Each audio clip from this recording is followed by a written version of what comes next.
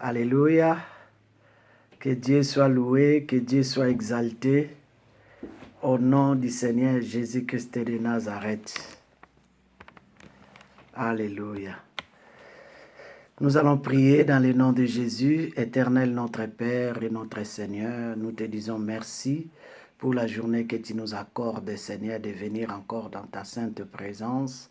Pour, Seigneur, ô Dieu des armées, explorer, ô tendre Père, ta parole, ô tendre Père, explorer la connaissance, Seigneur, ô Dieu des armées, ô de tous les programmes que tu as élaborés, ô par rapport à notre futur, à notre avenir. Que ton Esprit Saint nous conduise et nous guide et nous enseigne dans le nom de Jésus-Christ de Nazareth. Amen. Ouais. Ngaye Olisusu, c'est le pasteur Bruno Malanda Lucende de l'église Les Chandeliers. Je viens encore partager avec vous la parole de Dieu, la parole du Seigneur. Et il y a qui toujours dans mon thème était de traiter situation question où il y a toujours dans mon thème question où il y a nzambe baeba ko s'opposer tango nyonso baeba ko se poser tango nyonso ezali sur l'enlèvement de l'église.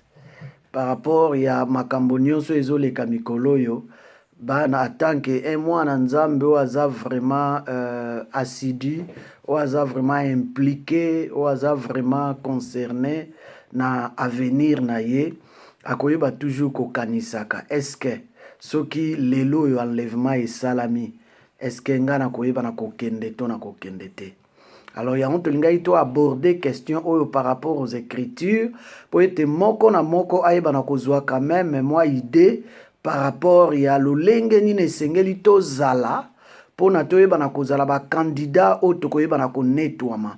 Nalanda ba vidéo mingi nzamba se révéla et pas ina bato la plupart ya bato nzamba se révélaka au monde nzamba talisi la personne même o azui révélation yango au monde amoni ke ya tikali ke nzamba révélé ke enlèvement salami me ye aibina ko tikala or wana ezali nouvelle moko très triste moko na biso moko te akolinga ye aibana ko tikala. To sala nzambe po ete moko na enlèvement to kende na nzambe to soki lelo liwa ekomeli biso toyebi ke nzoto ekoki kokenda ngo kopema me molimo na biso eyebana kozala toujours bien aimé na nkolo to molimo na biso ezelela bobele enlèvement na nzambe.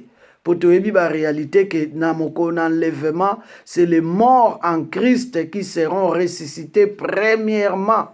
Et bangonde bakoyeba na okende ko kutana na Yesu na mapata po ete longo na bao bakozala na bomoi bayeba na ko netwama kozala changer pe kokende ko kutana na mokonzi na likolo na mapata epai na nzambe na biso mokonzi. Alors, ezali sujet moko très important pour na biso bana na nzambe. Yango moni toza ko traiter yango lelo etikala na ba vidéo moko na biso tanke bana nzambe tokoyi ko revoir yango koyeba na ko étudier yango davantage. Alors, thème na biso ezali l'enlèvement. Est-ce que ngai na ko netwama?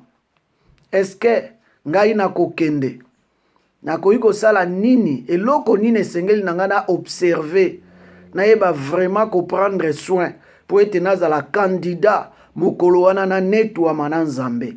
C'est vrai toyebi ke vérité ya motu ya nzambe kam tayebi yango po moko ta koyi ko se prétendre même ngao nazali koteya na koyi ko se prétendre te ke o ngai na kokende me volonté na nga souhait na ngeza ke na kende yango moni na osala ba vidéo pour na sala mission na nga nzamba pesanga na te ya libota na nzambe yango vision yango mosala nzamba pesanga nazo sala na sala ka yango na kanga maboko te po nzambe ayeba na ko considérer que naza fidèle na musala na ye pe etamboli na nga nazosala toujours keba na etamboli na nga po ete nazala moko na koyeba na konetolama mokolo wana. Donc tokende mbala moko na sujet, donc ezali question monene o ezali kotunama, est-ce que lolenge ni nakoyi kozala vraiment sûr que nakoyeba na kozala enlevé. Toyebi na biso déjà que enlèvement koya. Mais ndenge nini yo nanga mwana le chandelier, mwana ya nzambe, mwana o ayamba Yesu Masiya neti mokonzi pe mobikisi. O pe nano ayamba Yesu te. Tango okoyamba Yesu neti mokonzi pe mobikisi. Moko bien aimé o ezali ya ba espoir na biso ezali tozala enlevé avec le Seigneur. Toyeba na kokende na nzambe bien aimé na mboka na ye ya lola. Moko na yango bien aimé ezali ete tozali ko s'attendre na enlèvement. Enlèvement eza vérité oyo ekokokisama, ezali réalité moko absolue oyo moto moko te akoki kolongola yango. Alors d'abord po toyeba na ko introduire yango eza na référence moko oyo eza vraiment tokoki ko échapper yango te tango tozolobela sur l'enlèvement. Eza na 1 Thessaloniciens chapitre 4 le verset 16. 1 Thessaloniciens chapitre 4 le verset 16. To na kosenga to banda na verset 13 kaka poto comprendre histoire nyonso à la fois. Bible elobi apôtre Paul azali kote ya ba Thessaloniciens alobi, nous ne voulons pas frères que vous soyez dans l'ignorance au sujet de ceux qui sont décédés, afin que vous ne vous affligiez pas comme les autres qui n'ont point d'espérance. Car si nous croyons que Jésus est mort et qu'il est ressuscité, croyons aussi que Dieu ramènera par Jésus et avec lui ceux qui sont décédés. Voici en effet ce que nous vous déclarons d'après la parole du Seigneur. Nous les vivants, restés pour l'avènement du Seigneur. Nous ne dévancerons pas ceux qui sont décédés, car le Seigneur lui-même a un signal donné à la voix d'un archange et au son de la trompette de Dieu descendra du ciel, et les morts en Christ ressusciteront premièrement. Ensuite, nous les vivants qui serons restés, nous serons tous ensemble enlevés avec eux sur de nuées à la rencontre du Seigneur dans les airs. Et ainsi nous serons toujours avec le Seigneur. Consolez-vous donc les uns les autres par ces paroles. Donc mateya oto zali ko partager zali mateya ya consolation ya bana na nzambe. Ezali mateya bien aimé ya consolation ya ba oyo bazali ko zelela nzambe, bazali ko talela nzambe kati na bomoi na bango. Alors bien aimé, esengeli to comprendre loko moko songolo. Biso tozali na bomoi tozali ko zelela, tozali ko zela enlèvement. Soki liwa e rattraper biso na nzela te, tozali ko zela enlèvement. Mokonzi na biso Yesu Masiya aya kozwa biso. Ezali conformément bien aimé za promesse oyo nzambe na biso ayeba ekopesa biso. Ezali na mokanda bien aimé ya Jean chapitre 14. Jean chapitre 14 totanga ngona lombango promesse oyo Yesu apesaki biso. Alobi na Jean chapitre 14 que votre cœur ne se trouble point. Croyez en Dieu et croyez en moi. Il y a plusieurs demeures dans la maison de mon Père. Si cela n'était pas, je vous l'aurais dit. Je vais vous préparer une place. Et lorsque je m'en serai allé et que je vous aurai préparé une place, je reviendrai et je vous prendrai avec moi, afin que là où je suis, vous y soyez aussi. Omoni promesse Yesu alobi, abi ke tango akobongisa esika pona yo na ngai lolenge akei na lola. Akoya kozwa yo na ngai bana nzambe. Amema biso epai ya kozala biso pe tozala. Wana ndeza promesse ya enlèvement akoya ko enlever biso après avoir kobongisa esika po ete pai ya kozala biso pe toyeba bongo kozala. Dans la promesse o Yesu apesaki biso eza promesse ya enlèvement koya kozwa yo na ngai yango esengeli to milengela eza très important toyeba komilengela. Amen. Mais nasepelaki toyeba na ngonga oyo ko étudier un peu ba signal moko o ezali surnaturel o eko marqué enlèvement ya biso bana nzambe to ya église de Dieu bien-aimé na mapata. Na mokanda na 1 Thessaloniciens 4 bien-aimé le verset 16 nde pa iba pesi biso ba signe o eko marqué enlèvement. Eloko wana esengeli toyeba vraiment ko retenir yango ba signe. Basigne tozomona nzambe na biso aza nzambe basigne etango ayeba ekoyebisa badisciple babi quand est-ce que la fin du monde ekeyeba na kokokisama bien-aimé na Matthieu 24 Yesu alobi mokolo wana nzambe kaka papa yebi yango moto moko te na mokili ayebi yango me alobi bilembo ezali pona yo oyeba na kososola ke tango ekokoka nde apesaki biso bilembo atango asuka apesi biso bilembo bien-aimé ya apesi biso bilembo ya ba guerre ya banzala ya ba tremblement de terre ya ba maladie infectieuse bien-aimé neti ba peste o ba coronavirus ba maladie ya lolenge na lolenge apesi biso bilembo ke bato na mokona suka bakozala suna bolingo te tozomona yango bakozala bien-aimé égoïste azaka na posa ye kaka zwa bato bakoluka kosepela kaka na biloko wana eza na Timote bakosepela kaka na mateya oyo eza kosepelisa motema na bango me mateya oyo ezali kokorige biso oyo ezali bien-aimé korecadre biso oyo ezali enseigner biso bato bakolinga te bakolinga kaka mateya oyo ezali kopesa bango mwa nziki oyo ezali kopesa bango mwa esengo yango kaka bato bakolinga wana peza basine ata de la fin o mingi tobosanaka eza bata ya apostasie bien-aimé bato bakobwaka kondima na bango bien-aimé wana nyonso eza bata ya tango na suka tozomona wana nyonso bien-aimé ezokokisama pe mingi se ekokisami me tozozela nyonso ekokisama dans sa plénitude mais presque nyonso se ekokisamaki pe ya suka balobaki liloba na nzambe esengeli kende dans les extrémités de la terre pona liloba na nzambe kende tina suka na mboka na mokili nyonso esengelaki introduction bien-aimé ya technologie oyo nzambe ayeba eke liloba ekokaki kokoma tina suka te soki technologie oyo ezali te yango technologie ya lelo ya batelefone ya bainternet eza volonté ya nzambe nzambe apermetaki yango esalema ezala lelo po ete bien-aimé liloba na nzambe kende meme na fin fond ya bamboka na nzela na singa na nzela na network donc sikoyo pe liloba na nzambe ezali kokoma na ba fin fond ya mboka donc tango na suka yango ebelemi mais encore ndenge tolobi tozozela enlèvement bien-aimé pona oyo etangi enlèvement basigne oyo bapesi biso ya enlèvement na verset 16 na 1 Thessaloniciens chapitre 4 premier signe bien-aimé oyo eza surnaturel ezali alléluia ezali un signal surnaturel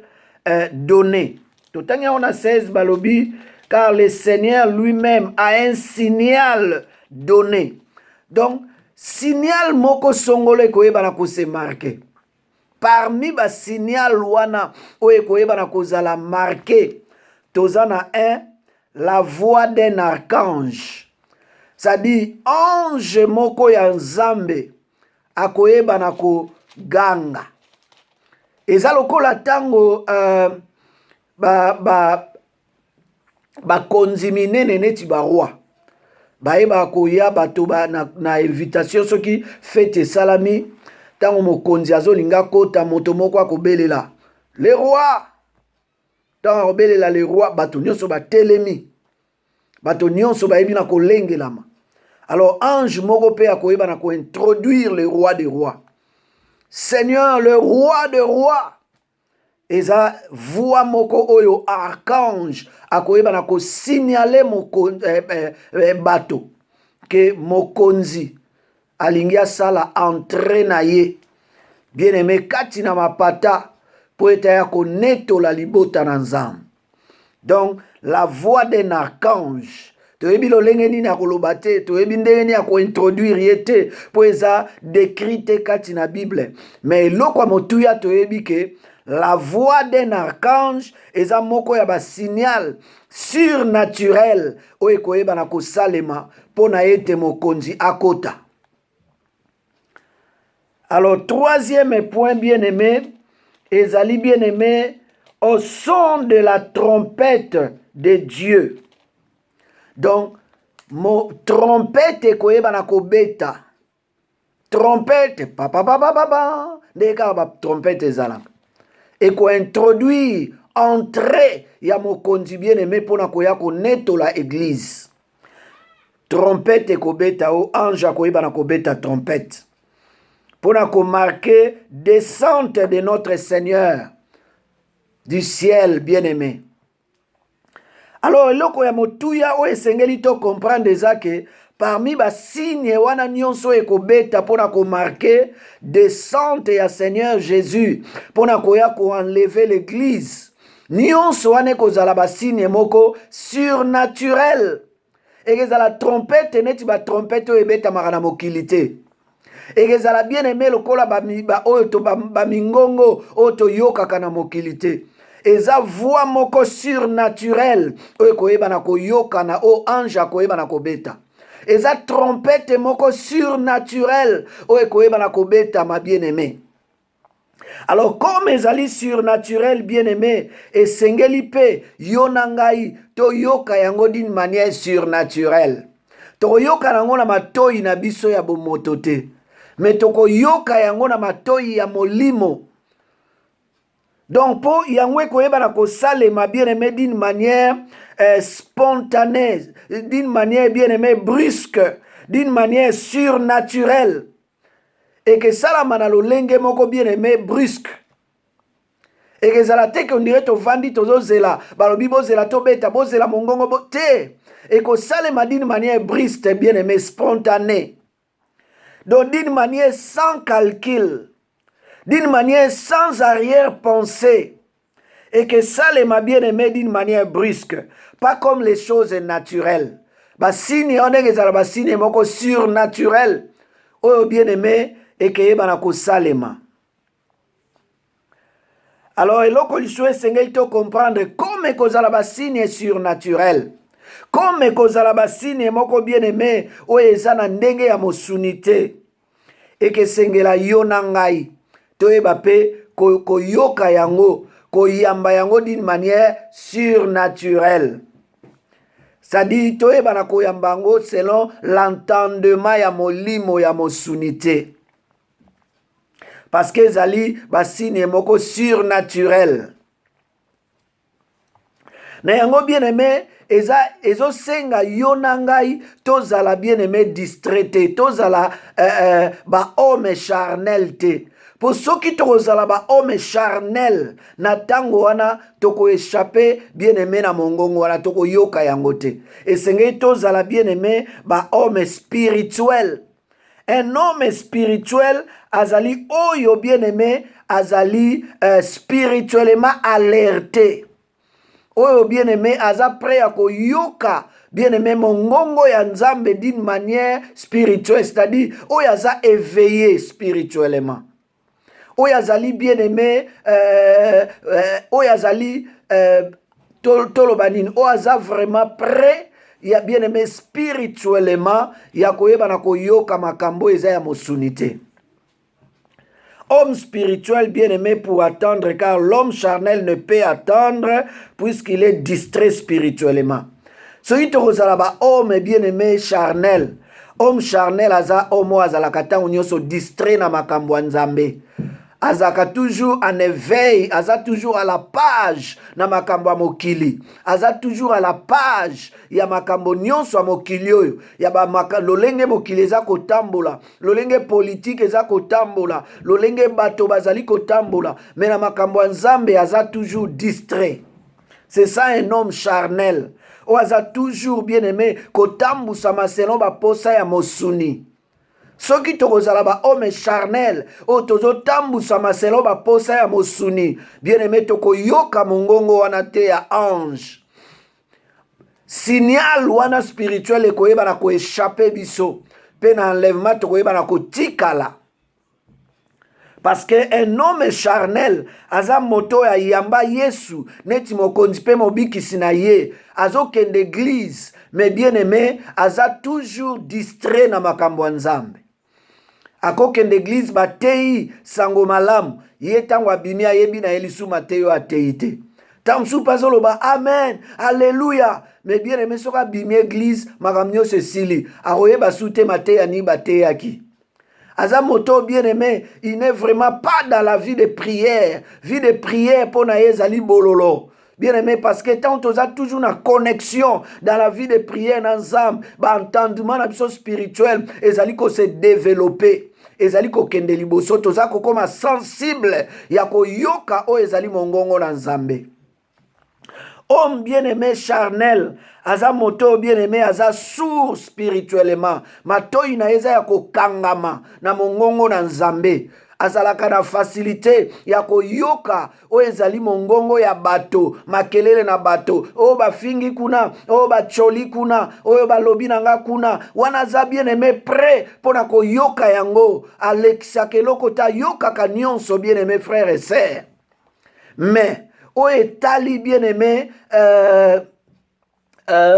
makambo ya molimo, azaka toujours fatigué, azaka toujours na esengo na yango te, azaka motivé te na makambo ya molimo, parce qu'aza borné na les choses de ce monde qui passera. Yenda zali un homme charnel, sourd, matoi na ye et yo kakate. Parce que Bible lobi, Dieu nous parle tantôt d'une manière et d'une autre, mais l'homme ne fait pas attention. Au moment moto azali homme charnel, mais même ba langage nzamba yo kangote, parce que aza sourd spirituellement. Nzamba azolobela ye mayoka ka mongongo Nzambe te, azaka toujours distrait. Alors soki tozala na eta wana ya un homme charnel, bien aimé, mokolo wana tokoyeba na koyoka mongongo na Nzambe te, tokotikala na mokolo wana o ezali ya enlèvement. Eza lokola baseka jomi wana tokolobela yango plus tard. Baseka jomi bazalaki bien aimé mitano o Bible bengi sage. Et mitano Bible bengi folle ou insensé. Donc o bazaki sage, bazaki spirituellement averti. Mais o bazalaki folle, bazalaki ba femme, ba fille charnelle. Et tout le monde qui est bien aimé, les 5 ans, bazalaki averti, bien aimé, bazalaki prêt, bazalaki toujours dans la vie de prière. Bazalaki toujours qu'on marchait dans la volonté de Dieu. Bazalaki na esengo ya kosala mokano na Nzambe. Donc mafuta ezalaki toujours kobotama, bazali na ba réserve ya mafuta ya onction na Nzambe pour te permettre bango bazala prêt pour l'enlèvement. Mais mitano bien aimé oyo batikalaki 5 autres insensés, bango bazali toujours distrait. Bazalaki na tango mabondeli, bango baza balingi mabondeli te, balinga kosala makambo na ndenge na bango, mais na lolenge ya Nzambe te. Et sali que tango mbela ebetamaki, gloire soit rendue à Dieu pour bango pe ba yoka kimbela. Tango soko gipe ko yoka mbela en tant que homme charnel, mais aptitude ya koeba na koneto la maiko zalate katina yo. Tomoni que 5 wana pe folle, vierge folle, ba eba ki bien aimé ko yoka mbela, mais mafuta comme ezalaki ya kokokate, Bible lobi que bien aimé, ba lobi ba luka mafuta. Tango basengi mafuta pa ya basage babi oh biso tozana ngo ekokite pona biso nyonso ezaka pona biso. Donc na moko na suko ko luka lisungi na tango wana lisungi kozala sute. nde sikoyo nde oza na posa ya baninga, sikoyo nde oza na posa ya bafrère basœur tozala ensemble. Na moment na bango les 5 folles bien-aimé babosanaki balingai kozala ensemble na baninga te kosala makambo lokola baninga bazosala te, bazalaki toujours kosala makambo na lolenge na bango, se mettre à l'écart. Mais na moko na suka ntango barealize ke mafuta na bango ekomaki moke, bake sikoyo pa baninga bopesa biso mafuta, bango balobi oyo biso toza nango moye tokabola yango eza lisusu te, bokende koluka mafuta na bino, bokende kosomba mafuta epai mosusu. Et Bible elobi ntango ba 5 folles vierge folle bakendaki mpona koluka mafuta, ntango baye porte ezalaki deja ya kokangama, batikali bazobeta porte, mokonzi fongola alobi porte se ekangami mwaye lisusu te, botikala. Yango oyo nde ntango akozala na baninga, oyo nde ntango akozala ensemble. Bible elobi il est doux et agréable aux bien-aimés de demeurer ensemble. Car c'est là où c'est comme la rosée sur le mont d'Hermon.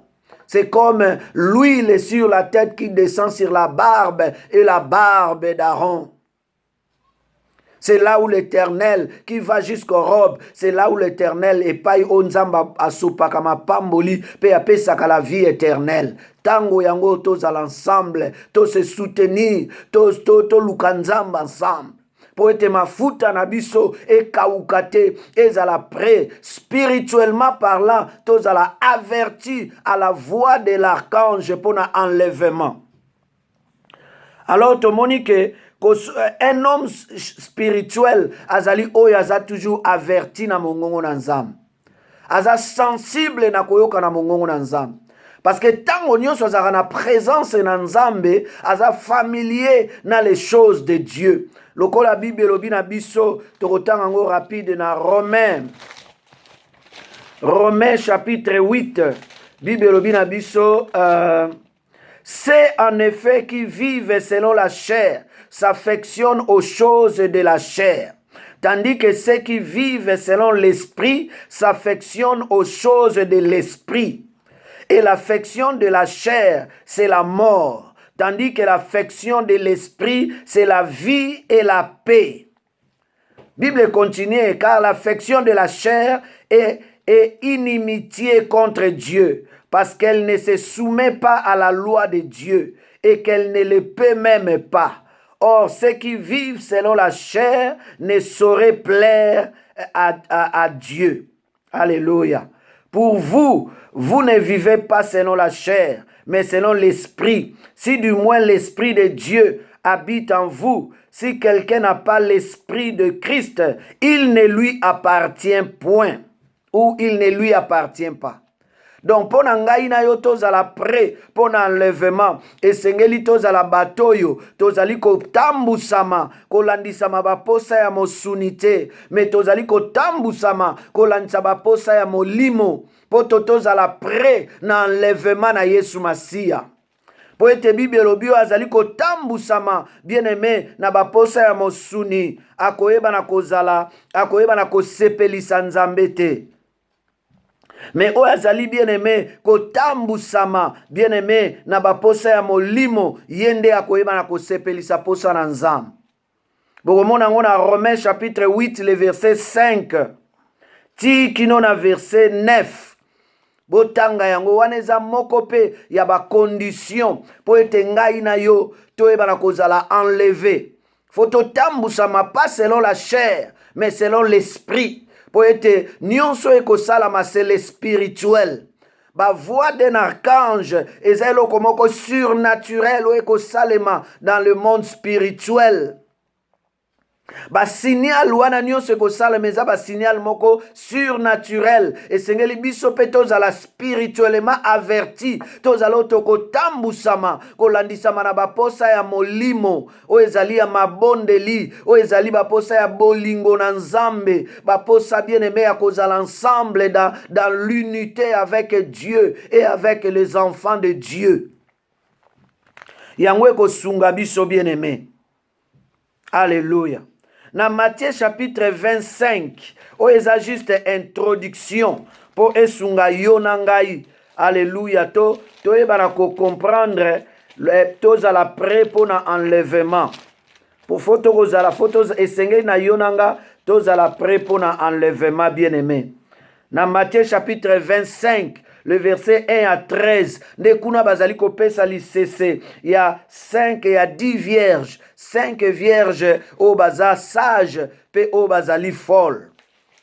Et sengeli waneza bilembo, po ete ngai na otoye kwa kozala prêt na enlèvement, et sengeli tozala na mafuta, tozala spirituellement bien-aimé averti. Alléluia.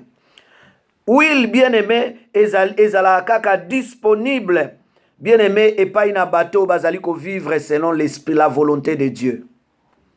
Bateau bazali ko marcher dans la fidélité en Dieu. Bateau bazali ko salela nzambe na bango bien-aimé na bolingo nyonso na botosi nyonso selon la volonté de Dieu. Bateau bazali ko observer volonté na nzambe mokano na nzambe. Alors l'huile du Saint-Esprit et kozala tango nyonso available et kozala valable et kozala disponible pour na bango. Tant tozali ko salela nzambe, tozali ko umila na mabondeli, tozali ko sala volonté na nzambe, ko tosa nzambe, ko tambwa na ko banga nzambe, nde mafuta na nzambe ezali bien aimé ko zala ezali ko tondi sama kati na biso. Pe yango ekozala bilembo ekosala ke toyeba bien aimé frères et sœurs kozala prêt pour l'enlèvement. Alléluia. Yango ezalaki première partie na biso introduction sur lolenge nini tokoyiko se disposer pona koyeba na kozala ba candidat ya enlèvement. Nzamba pambola bino ezali part 1 kobosana te olanda pe part 2 pokuna stokota suna mozindo moke pona yona ngai to comprendre ba dispositif nini esengeli tozwa po tozala ba candidat na enlèvement. Que l'Éternel vous bénisse et vous garde dans le nom de Jésus. Suivez la deuxième partie de ces messages. Qu'est-ce que nous pouvons faire pour être disponible en l'enlèvement du Seigneur? Et le koni tokoyiko sala, ndegeni tokoyiko zala, poto zala ba candidat ya enlèvement, poto tika la te, meto neto la manama pata et pas inanzam. Que Dieu vous bénisse. Landa deuxième partie bien aimé pour te comprendre yango malam. Amen.